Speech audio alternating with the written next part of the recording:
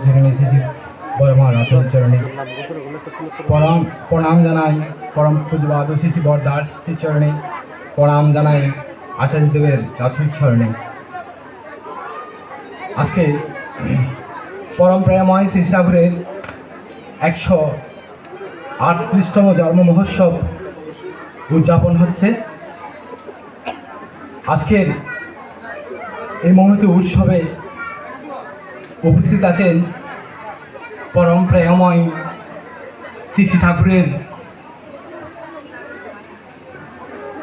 SPR মহোদয়, শ্রদ্ধেয় সুভাষ শাস্ত্রী মহোদয়, উপস্থিত আছেন শ্রদ্ধেয় তিমির সেন এসপিআর মহোদয়, উপস্থিত আছেন চন্দন ভট্টাচার্য মহোদয় এসপিআর, এবং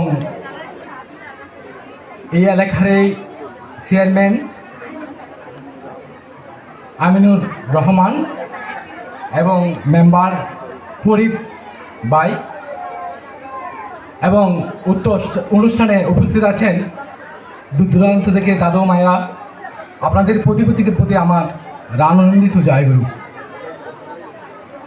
আজকে যেই স্থানে শ্রী ঠাকুরের জন্ম মহোৎসব হচ্ছে, এখানে এই মন্দিরের যিনি প্রতিষ্ঠাতা এবং যিনি অক্লান্ত পরিশ্রম করেছেন, তিনি আমাদের শ্রদ্ধেয় বড় ভাই স্বপন দাদা। তিনি আমার পাশে বসে আছে, অসুস্থ মানুষ।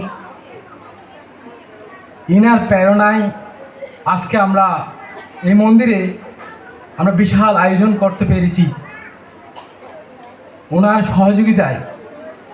সহযোগিতা না হলে, ওনার অক্লান্ত পরিশ্রম না হলে আজকে আমরা এত বড় একটা পরিসর আমরা পেতাম না।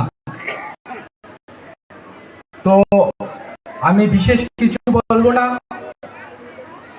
আজকে এই মুহূর্তে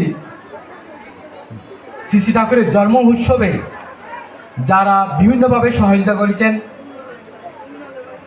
যারা প্রত্যেকটা প্রোগ্রামে, প্রত্যেকটা অনুষ্ঠানে যারা অনুযোগান দিয়েছেন, তাদের প্রতি আমি কৃতজ্ঞতা জানাই। এবং আমাদের ফরিদ ভাই, তিনি নিয়মিত আমাদের সহযোগিতা করে যাচ্ছে,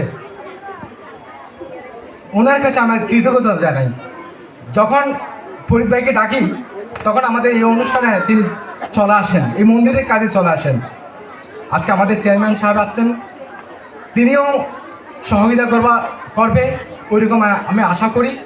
আমাদের এই মন্দিরে পূর্ণাঙ্গ মন্দিরের কাজ হয় নাই, পূর্ণাঙ্গ মন্দিরের কাজ হবে। তিনি আমাদের মন্দিরের কাজে এগিয়ে আসবে, সহযোগিতা করবে, এই আশা ব্যক্ত রেখে আজকের উপস্থিতি সবার মঙ্গল কামনা করে আমার স্বাগত বক্তব্য আমি সমাপন করছি। সবাই যাতে ঈশ্বর হয়ে থাকে, প্রভুর হয়ে থাকে, ভগবানের হয়ে থাকে, এবং সবাই যাতে ইষ্ট